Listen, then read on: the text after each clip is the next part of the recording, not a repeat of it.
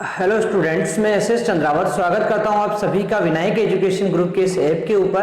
प्यारे विद्यार्थियों, आपके सामने फिर से लेकर हाजिर हो चुका हूं 11th क्लास केमिस्ट्री। और इस 11th क्लास केमिस्ट्री के अंदर अपन चर्चा कर रहे हैं लेसन सेकंड, परमाणु की संरचना, एटॉमिक स्ट्रक्चर के बारे में। इसके अंदर अपन पढ़ रहे थे पिछले वीडियो के अंदर बोर का परमाणु मॉडल, नील्स बोर का जो परमाणु मॉडल है, इसके मुख्यतः 4 महत्वपूर्ण बिंदु थे और उन चारों बिंदुओं के बारे में मैं पिछले वीडियो के अंदर आपको बता चुका हूं। सभी प्यारे विद्यार्थियों ने उसको कंप्लीट कर लिया होगा।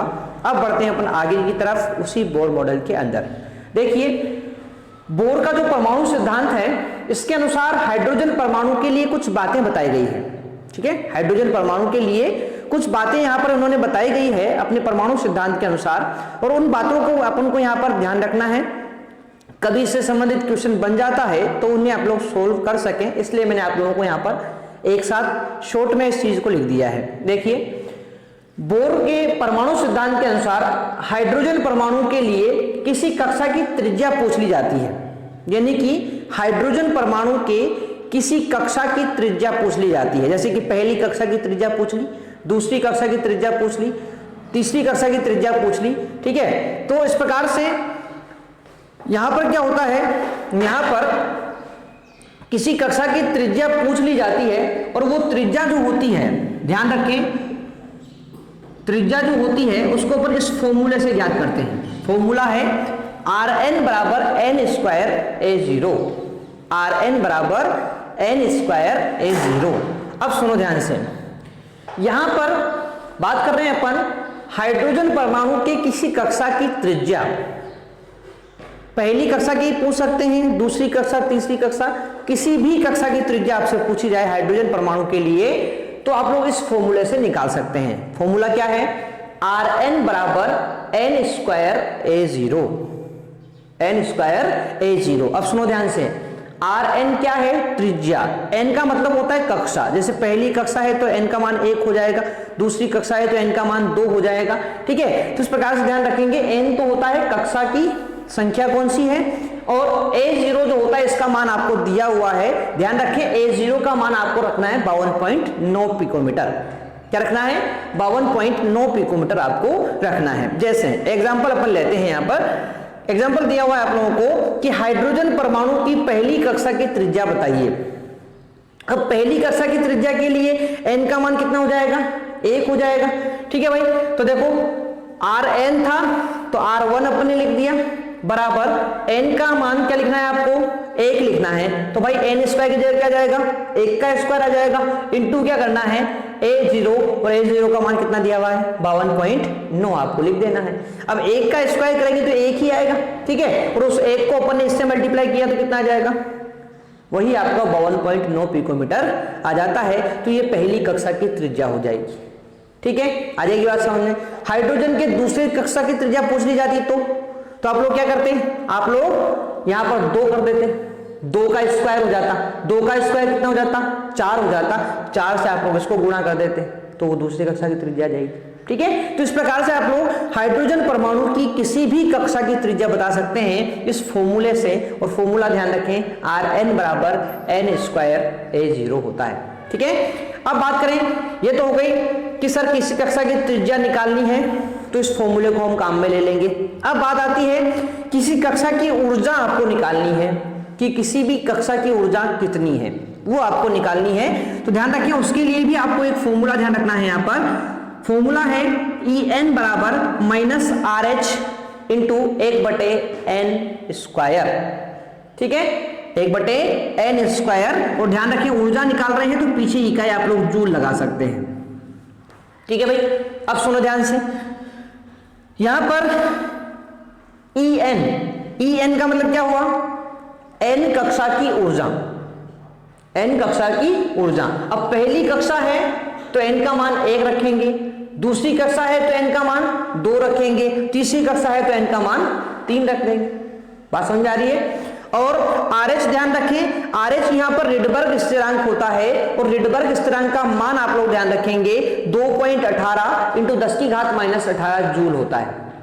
ठीक है, रिडबर्ग स्थिरांक का मान आप लोगों को ध्यान रखना है, RH का मान 2 माइनस का होता है, ध्यान रखना माइनस का, यानी कि यहां पर ये -RH है, तो माइनस का जरूर ध्यान रखें आप लोग कि रिडबर्ग स्थिरांक का मान होता है 2.18 इंटू 10 की घात माइनस 18 जूल होता है।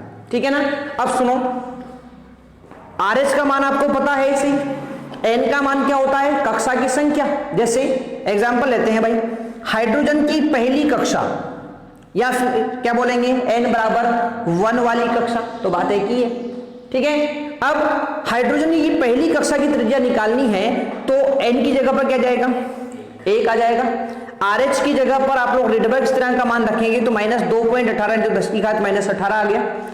अब आ गया 1/n स्क्वायर, तो भाई n का मान कितना होगा 1, तो 1/1 का स्क्वायर हो जाएगा, बराबर क्या करेंगे, अब देखो 1 का स्क्वायर तो 1 ही आएगा, 1 में 1 का भाग लगाएंगे तो वापस 1 आएगा, 1 को इससे गुणा करेंगे तो वापस ये सेम चीज आ जाएगी, यानी कि 2.18 इंटू 10 की घात माइनस 18 जूल माइनस का आएगा। ठीक है।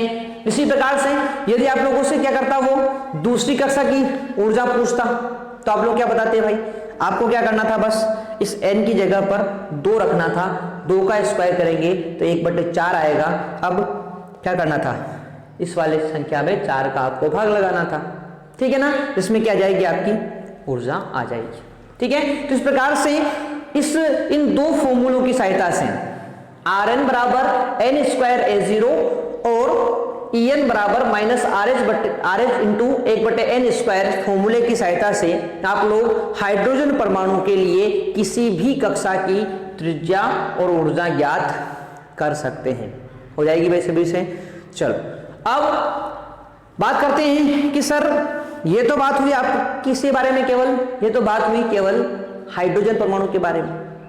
अब मान लो कोई दूसरे परमाणु दिए हुए हों, उनकी त्रिज्या पूछी जाए, तो भाई बोर का जो परमाणु मॉडल है ना, वो केवल और केवल एक इलेक्ट्रॉन युक्त स्पीशीज पर लागू होता है। आपको पता है हाइड्रोजन परमाणु के पास एक ही इलेक्ट्रॉन होता है। ठीक है। तो जिन स्पीशीज के पास में एक ही इलेक्ट्रॉन होगा ना, केवल उसी पर लागू होता है कौन, बोर का मॉडल। यही इसकी कमी भी है जिसको अपन आगे लिखने वाले हैं इसके बाद। तो आप लोग ध्यान रखें कि ये केवल एक इलेक्ट्रॉन युक्त स्पीशीज पर ही लागू हो सकता है, ज्यादा इलेक्ट्रॉन है यदि है तो वहां पर ये लागू नहीं होगा। जैसे अब बात आती है कि सर एक इलेक्ट्रॉन वाले ही मान लो दूसरे कोई परमाणु या आयन है, उनकी कक्षा की त्रिज्या निकालनी हो, उनकी कक्षा की ऊर्जा निकालनी हो, तो कैसे निकालेंगे, तो उसके लिए भी इन्होंने एक फॉर्मूला बताया है कि हाइड्रोजन के अतिरिक्त एक इलेक्ट्रॉन युक्त स्पीशीज जैसे हीलियम प्लस, अब आपको पता है हीलियम के पास 2 इलेक्ट्रॉन होते हैं, प्लस लगा दिया मतलब 1 इलेक्ट्रॉन का त्याग कर दिया, अब 2 में से 1 का त्याग किया तो बचे कितना, 1। लिथियम प्लस 2, भाई लिथियम के पास टोटल इलेक्ट्रॉन कितने होते हैं, 3, क्योंकि परमाणु क्रमांक ही 3 है ना इसका। अब 3 इसके पास टोटल इलेक्ट्रॉन होते हैं, 2 का त्याग कर दिया, बचा कितना, 1। बेरिलियम प्लस 3, भाई बेरिलियम के पास टोटल इलेक्ट्रॉन 4 होते हैं, 4 में से 3 का त्याग कर दिया, बचा कितना, 1। बोरोन प्लस 4, बोरोन के पास टोटल इलेक्ट्रॉन कितने होते हैं, 5, 5 में से 1 का त्याग कर दिया, बचा कितने, 4, सॉरी 1, 4 का त्याग कर दिया, बचा 1। तो इन सभी के अंदर आप लोग देख रहे हैं सभी के अंदर एक एक इलेक्ट्रॉन है।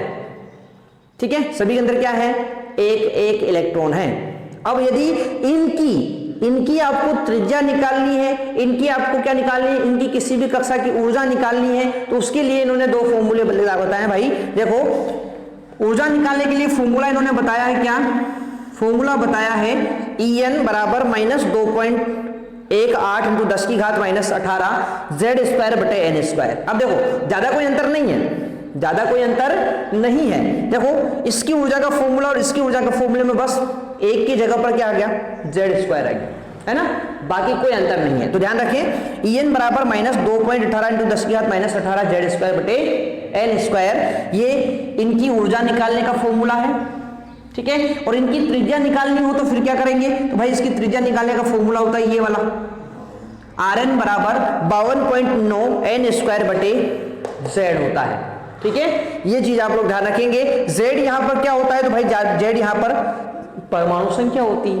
परमाणु संख्या तो आप लोग जानते हैं, परमाणु क्रमांक जैसे कि हीलियम का 2 होता है, लिथियम का 3 परमाणु क्रमांक होता है, बेरिलियम का 4 होता है, बोरोन का 5 होता है। तो इस प्रकार से आप लोग उसको ज्ञात कर सकते हैं। ठीक है। तो एक इलेक्ट्रॉन युक्त स्पीशीज इनमें से कोई भी आपको दे दिया जाए, इनकी त्रिज्या पूछ ली जाए, इनकी आपसे क्या पूछ ली जाए, ऊर्जा पूछ ली जाए, तो आप लोग आराम से किसी भी कक्षा की त्रिज्या, किसी भी कक्षा की ऊर्जा के बारे में आराम से आप लोग यहाँ पर बता सकते हैं। ठीक है भाई, तो इसमें कोई दिक्कत आपको यहाँ पर नहीं होनी चाहिए। जैसे एक क्वेश्चन में आप लोगों को यहाँ पर करवा देता हूँ इन दोनों से संबंधित, ठीक है, और उसको आप लोग साथ के साथ नोट कर लेंगे यहाँ पर, ठीक है, ताकि आपको सारी चीजें यहाँ पर बहुत अच्छे से समझ में आ जाए। ये 4 फॉर्मूले आप लोगों को यहाँ पर याद रखने होंगे, क्योंकि इनसे संबंधित कभी क्वेश्चन आप लोगों से पूछ लिए जाते हैं 1 नंबर में, तो आप लोग उसको ध्यान रखेंगे। ठीक है भाई, चलो अब देखते हैं, देखिए किस प्रकार से सोल्व करते हैं इससे संबंधित क्वेश्चन। तो क्वेश्चन आपको दिया हुआ है, देखो कि हीलियम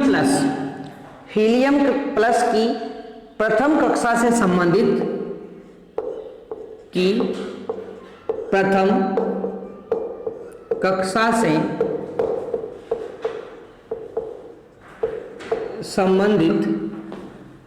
कक्षा से संबंधित ऊर्जा की गणना कीजिए, ऊर्जा की गणना कीजिए तथा बताइए कि इस कक्षा की त्रिज्या क्या होगी, इस कक्षा की त्रिज्या क्या होगी। अब भाई देखो इधर ध्यान से, तो कैसे सोल्व करेंगे। देखो बात की गई है हीलियम प्लस की, अब सुनो ध्यान से, हीलियम प्लस की प्रथम कक्षा की बात की गई है, मतलब n का मान तो कितना हो जाएगा, 1 हो जाएगा। ये तो बताने की आपको बिल्कुल जरूरत नहीं है, क्योंकि प्रथम कक्षा की बात की है तो n का मान तो कितना हो जाएगा, 1 हो जाएगा। अब बात करें अपन Z के बारे में, परमाणु क्रमांक के बारे में, तो आप लोग ये भी जानते हैं हीलियम का परमाणु क्रमांक 2 होता है, तो Z का मान कितना हो जाएगा, 2 हो जाएगा। ये 2 बातें तो आपको यहाँ पर समझ में आ गई, आगे भाई समझ में। अब निकालनी क्या है, एक तो निकालनी है ऊर्जा और एक निकालनी है कक्षा की त्रिज्या।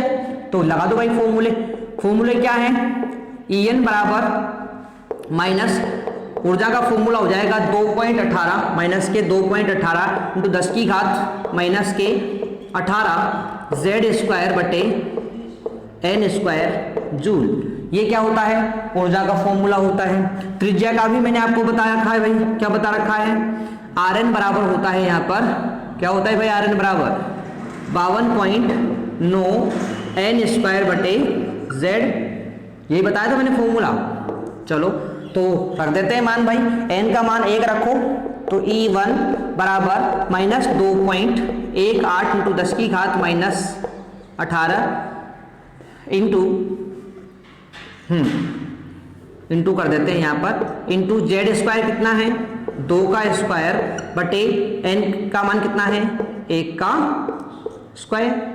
ठीक है, सोल्व कर लेते हैं भाई इसको, जूल में आएगा ये, देखो माइनस 2.18 इंटू 10 की घात माइनस 18, ठीक है, इंटू देखो 1 का स्क्वायर करेंगे तो 1 ही आएगा, ठीक है, और 2 का स्क्वायर करेंगे तो कितना आएगा, 4। अब सुनो ध्यान से, 2 का स्क्वायर किया 4 आया, 1 का स्क्वायर किया 1 आया, अब 4 में 1 का भाग लगाओगे तो कितना आएगा, 1 ही आएगा ना भाई।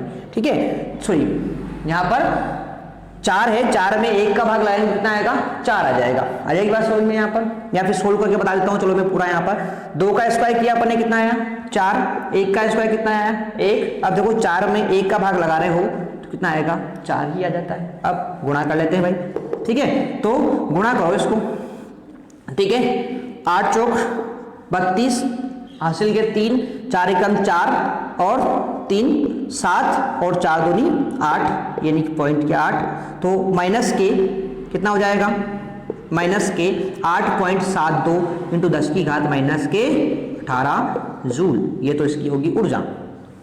आ जाएगी बात समझ में। अब बात करें अपन सर त्रिज्या कैसे निकालेंगे, तो भाई पहली कक्षा की त्रिज्या है तो n का मान तो 1 रखो, 52.9 n² है। अब आपको पता है n का मान तो कितना है भाई, 1 है, तो 1 का स्क्वायर रखो बटे कितना आएगा z का मान कितना है 2।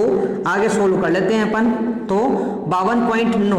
अब सुनो ध्यान से, 1 का स्क्वायर करेंगे कितना आएगा 1 आएगा, तो इसको तो कुछ लिखने की कोई जरूरत है ही नहीं यहाँ पर, बटे 2 कर देंगे अपन, तो बस 2 कर दो आप लोग यहाँ पर, बटे 2 कर देते हैं, भाग 2 भाई, ठीक है, 2 दूनी 4, ठीक है, 1 बचेगा 12 हुआ है, 6 दूनी 12 पॉइंट, यहाँ पर क्या आएगा 9 में भाग दो 2 का, तो 4 दूनी 8 और 1 बचा तो 5 दूनी 10, ठीक है, तो ये आ जाएगी आपकी 26.45 पिकोमीटर इसकी त्रिज्या आ जाएगी, ठीक है भाई। तो आ जाएगी बात समझ में यहाँ पर सभी को, कर लोगे इस प्रकार से। चलो, तो इस प्रकार से अपन एक इलेक्ट्रॉन युक्त स्पीशीज जो होती है, जैसे हीलियम प्लस हो सकता है आपका, लिथियम +2 हो सकता है, बेरिलियम +3 हो सकता है, बोरोन +4 हो सकता है, तो इन सभी एक इलेक्ट्रॉन युक्त स्पीशीज की ऊर्जा और उसकी त्रिज्या इस फॉर्मूले से ज्ञात कर सकते हैं आसानी से, कोई दिक्कत इसमें आपको नहीं होनी चाहिए, ठीक है। चलो, तो ये अपना बोर का परमाणु मॉडल था जो अपन ने यहाँ पर कंप्लीट कर लिया है। अब भाई इसकी कुछ कमियां रह गई हैं, इसकी भी कुछ कमियां रह गई हैं, और वो कमियां कौन कौन सी है इनके बारे में अपन थोड़ी सी चर्चा यहाँ पर कर लेते हैं। 2-3 कमियां हैं तो उनको आप लोग यहाँ पर नोट कर लेंगे, ताकि डायरेक्ट कभी पूछ ली जाए तो आप लोगों को यहाँ पर पता हो, ठीक है। तो हेडिंग है अपना बोर मॉडल की कमियां, बोर मॉडल की कमियां, या आप लोग सीमाएं भी बोल सकते हो, बात एक ही है भाई, ठीक है। अब सुनो, बोर मॉडल की कमियों के अंदर सबसे पहली कमी की बात करें अपन, तो सबसे पहली कमी यहां पर यह थी कि हाइड्रोजन स्पेक्ट्रम में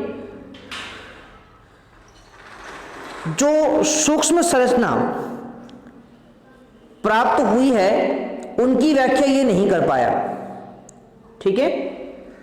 यहां पर ध्यान रखेंगे, देखो क्या हुआ था, हाइड्रोजन स्पेक्ट्रम जो प्राप्त हुआ ना, अपन जानते हैं हाइड्रोजन स्पेक्ट्रम में रेखाएं प्राप्त हुई थी।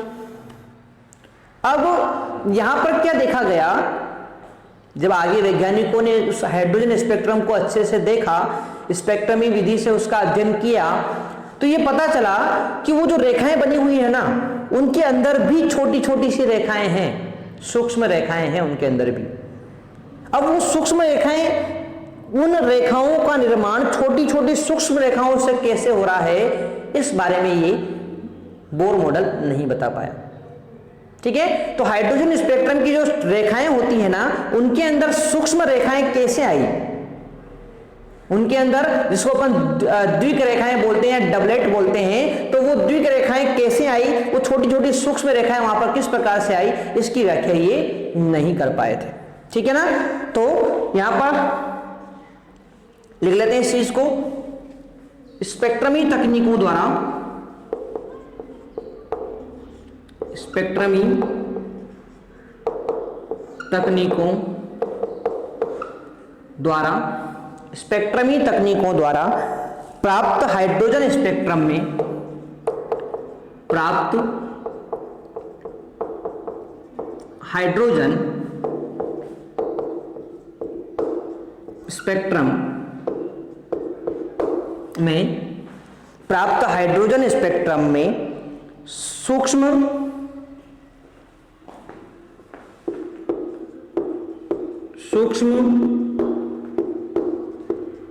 संरचना, स्पेक्ट्रम में सूक्ष्म संरचना जिसे द्विक अपन बोलते हैं, क्या बोलते हैं इसको, द्विक,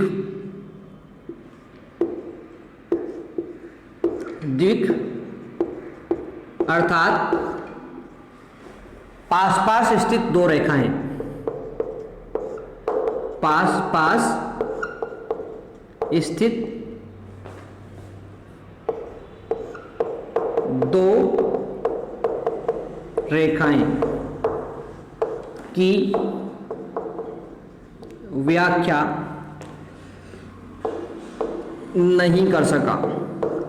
यानी ये सूक्ष्म संरचना कैसे प्राप्त हो रही है, ये पास पास स्थित दो रेखाएं कैसे प्राप्त हो रही है, इसकी व्याख्या ये नहीं कर पाए, ठीक है भाई। तो ये पहली कमी इनकी हो गई। दूसरी कमी की बात करें तो स्पेक्ट्रमी रेखाओं के विपाटन के बारे में ये नहीं बता पाए थे। सुनो ध्यान से, दो चीज ध्यान रखेंगे। यह सिद्धांत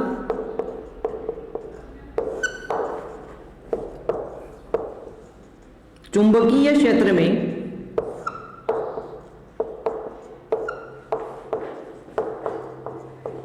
स्पेक्ट्रमी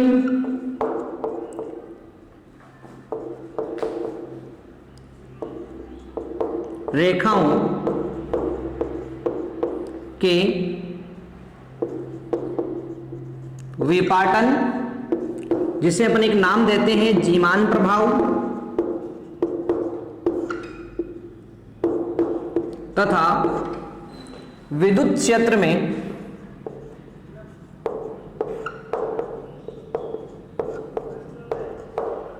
स्पेक्ट्रमी रेखाओं का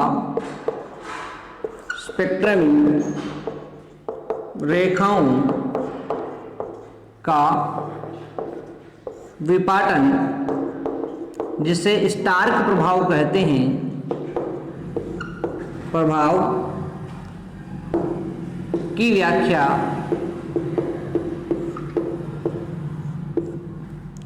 नहीं कर सका।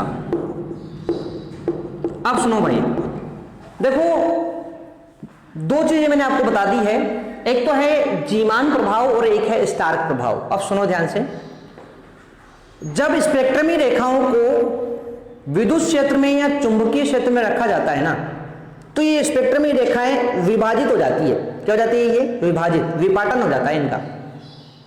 अब स्पेक्ट्रमी रेखाओं का जो ये विपाटन हो रहा है ना अलग अलग, इस चीज को अपन यहां पर अलग अलग नाम देते हैं। यदि चुंबकीय क्षेत्र में स्पेक्ट्रमी रेखाओं का विपाटन होता है तो उसे जीमान प्रभाव कहते हैं, और विद्युत क्षेत्र में स्पेक्ट्रमी रेखाओं का विपाटन है कि वो विभाजित हो जाती है तो उसे अपन स्टार्क प्रभाव कहते हैं। और इन दोनों प्रभावों के बारे में ये सिद्धांत नहीं बता पाया, तो ये इसकी कमी हो गई। ठीक है। और तीसरी कमी होती है कि यह परमाणुओं द्वारा रासायनिक बंध बनाकर